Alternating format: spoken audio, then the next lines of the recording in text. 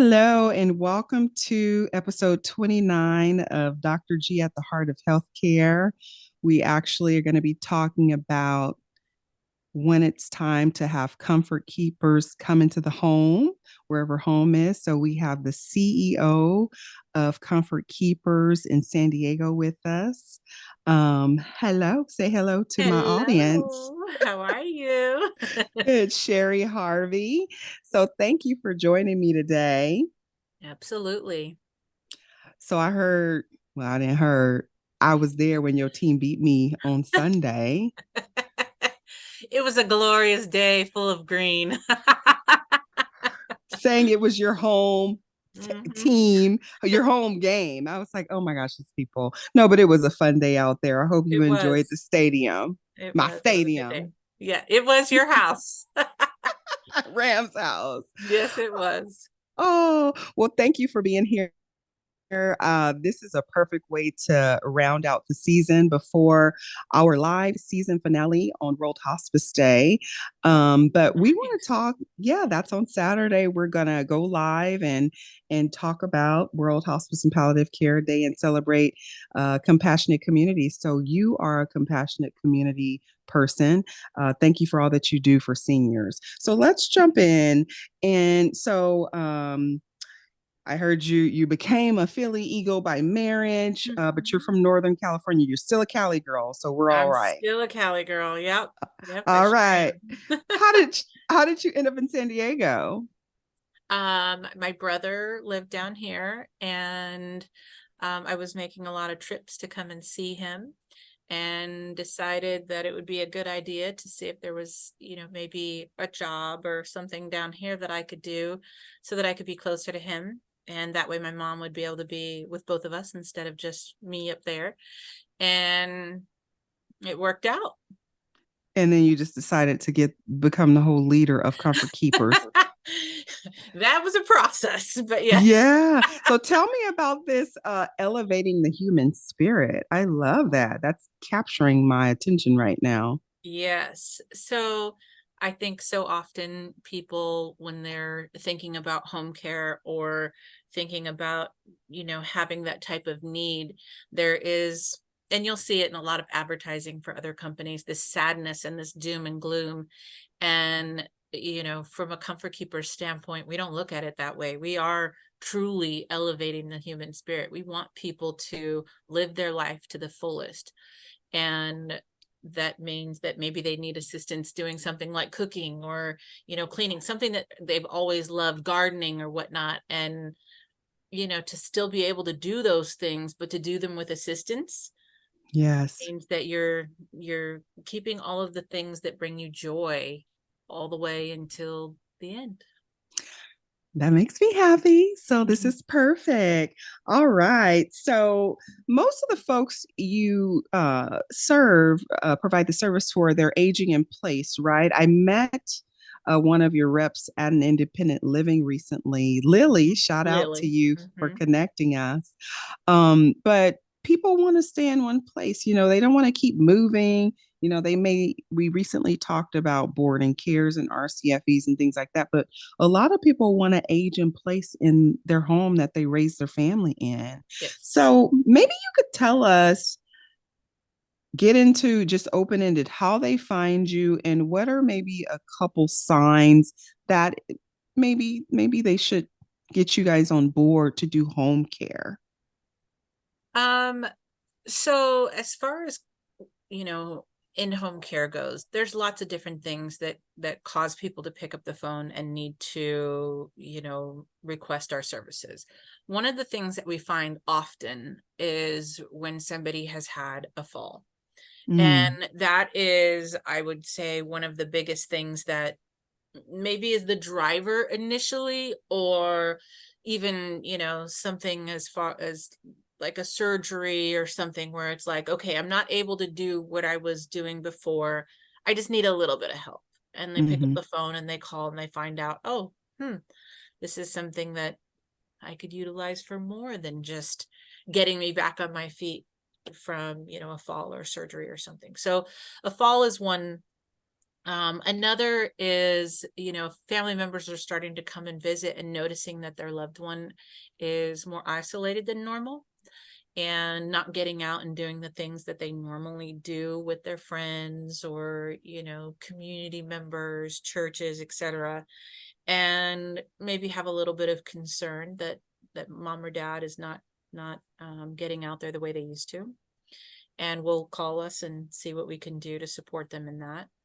And then one of the other, I think, biggest reasons that folks will reach out to us is maybe their loved one being their spouse. Well, my husband's starting to forget things and I'm a little bit worried, and I'd like some support when I'm in the house so that if I go to the grocery store or I go, run an errand, I don't have to worry that something will happen to my spouse while I'm gone. So you'll Mm-hmm. find that when there's some memory loss, that people will reach out and say, hey, what can you do to support us through this?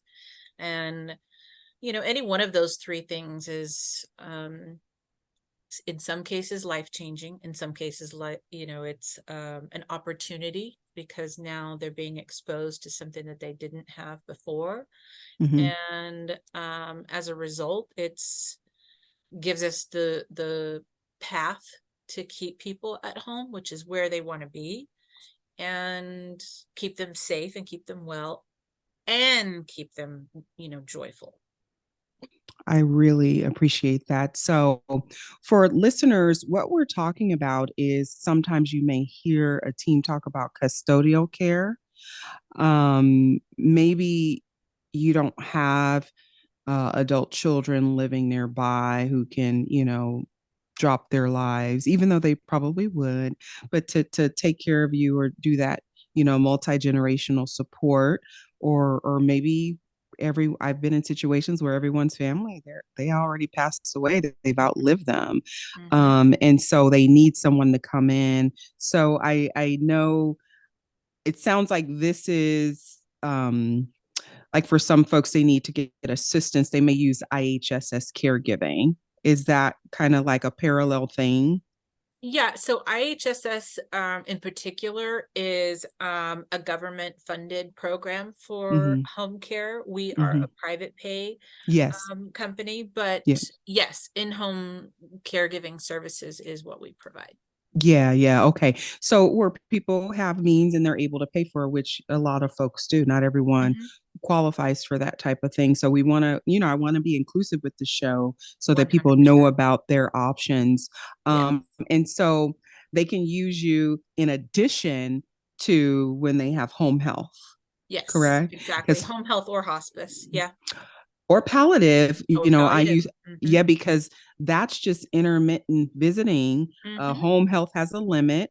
Hmm. They only stay for a certain time until there's rehab in some form or fashion. The palliative can be there for a while, but again, it's intermittent. And then hospice is there. I really like to integrate the continuum of care so people know what's available. What I'm curious about is maybe you can talk to us about some of the training of the caregivers, and then maybe how they know when it's time to add those additional layers, like when we're coming maybe towards the end of someone's life. Hmm. So our caregivers attend a rigorous training at our company. We do everything hands-on.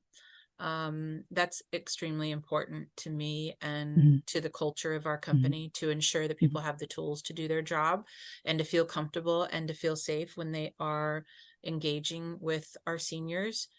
And everything from learning how to do transfer trainings and using PTOT, and ensuring that the training that they're getting is by a professional and not just somebody passing down something that could be a bad habit or Mm-hmm. the improper way as far as body mechanics go. And as we know, those things can cause further injury for our seniors and for our staff for that matter. So the training piece is very, very important with regards to our caregivers. And then as a part of that, they're learning everything from,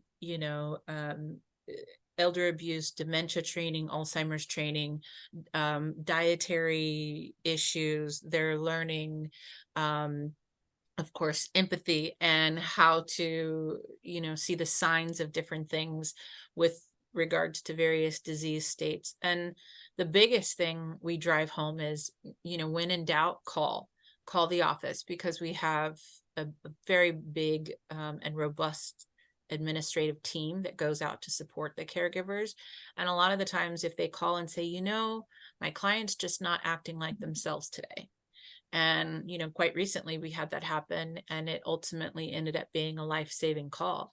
And when the caregivers are starting to pick up and notice that things are just a little bit different, we go and have our visit and redo an entire assessment and bring in various professionals when needed to augment our services.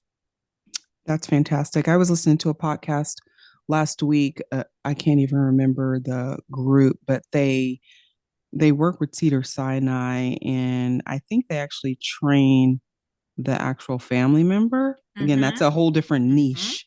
Um, for the proper things, right? We want to be Yes. able to do the turning again. And as a reminder for the listeners, we're talking about when folks need help with their ADLs. Remember, activities of daily living, when that functional decline is going down, and Mm-hmm. sometimes cognitive decline, as we mentioned. But Right. the ADLs, the 6 ADLs, are those things that you need when you first wake up in the morning and to get to the breakfast table as a review. So you got to get out of bed, transfer, ambulate, go to the bathroom, use it, clean yourself, take a shower, get dressed, and feed yourself breakfast. So Yeah. those are the 6 things, and I love the spirit of this, elevating the human spirit, and how it's not a negative thing. I think that's really important because we want our seniors to wake up with joy and have a quality of life as long as they're here.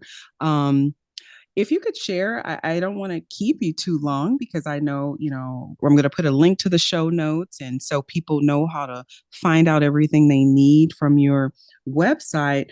But I always like to integrate the end of life because as a hospice physician, I really like to make it more non-scary, right? Like Right. we have a whole circle of life and we're all going to get to the end. But how do we recognize that? And when is a good time to maybe add that layer of care, and how do we have those conversations, because not everyone is always accepting, or maybe their doctors are not communicating well with them, and you guys are the lifeline and they Mhm. trust you all so much. So maybe you could give us a little bit of insight about that and help us. Actually, you bring up a really good point, because that's something that our caregivers do often by way of, they're attending the regular medical appointments. So if they're going in to see the primary care physician, let's say, and there's been a diagnosis that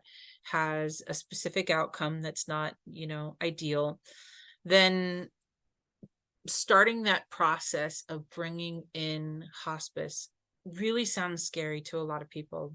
But when you shine a light on the beauty of it and all of the things that come with it, it really does quite literally elevate the human spirit, because you now have somebody going into a situation where it might have been really scary, but instead, let's do things together. Like, let's look at the bucket list items of the things that we can do. Let's communicate and get all of the family members to visit and bring people in to be a part of this process collectively. Let's find Mhm. out what other professionals like yourself or in the industry that can come in and provide support and, coaching and, um, and love as Mm. you're embarking on this new chapter that can sometimes be scary. And for us, it's just that little piece of information that the caregiver takes from person to person and shares it, so that nobody's working in a vacuum or a silo. And the more that information is shared and the less questions people have, the easier it is to embrace something that can be quite beautiful. Mhm. Mhm. I love that. When I do visits, I often tell, the adult children, the caregivers are everything to me. I really can't have them off to the side, silenced, they're actually my number one, and I will tell them the kids to their Yes. face because you guys are spending all that time with them.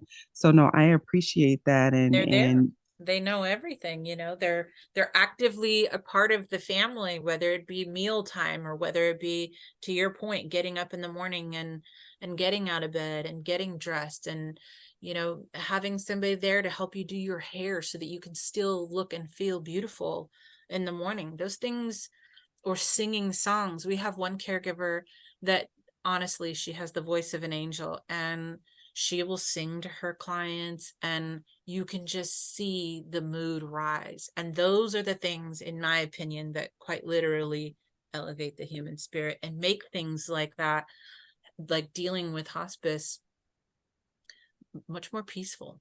mm, mm. Using my language, peace of mind in healthcare. Where do you find these angels? Because caregivers are angels. For you to trust someone, I Mm-hmm. mean, how do you just give us that before we let you go? Because it's not just the skills, right? Right. These people are really special. Yes. I How do you know, like when you meet them, when they come to the interview, like that's a good Yep. one, that's not a good one? Tell Yes. us, and then we'll let you go. Yes. Um, we do. We are very thorough in our screening process. And one of the things that we're looking for right away is this person somebody that is going to truly carry on with our mission and our beliefs of elevating the human spirit. And people always say, well, I don't have any, working experience, let's say, of being a caregiver, but I took care of my grandma for 10 years. And I say, whoa, whoa, whoa, that's amazing. Please don't undercut the fact that you provided this love and care for somebody for 10 years that happened to be your grandma. We find that just as valuable and important. And finding those beautiful souls that are willing to give their day to make someone else better, it's, you just know it when you see it, you know it when you talk to them, and you can hear it in their responses when you ask them questions about what they've done. And we, are often moved by what people say their experiences are. And for that reason, it's, my caregivers are my family. They're Mm, everything to me. mm. Well, we'll end on that note. Thank you, Thank Sheri Harvey, you. for coming to Dr. G at the Heart of Healthcare and rounding out our compassionate community. Thank you for all you do. I'm going to put a link to your website in the show notes. I know you're holding down the San Diego area, but you guys are a nationwide company. Worldwide. Yeah. Oh, worldwide. Yeah. Wow. Wow. Yeah. Wow. So, all right. Well, thank you, everyone. I'm not happy that you beat us, but it's okay. I'll be Go your birds. friend. I'll be your friend. Okay. I love that. It was great Well, talking to you. Thank you. all right. Thank you for everything you do. Peace, All right. everyone. See Take you on care. the live stream. Bye-bye.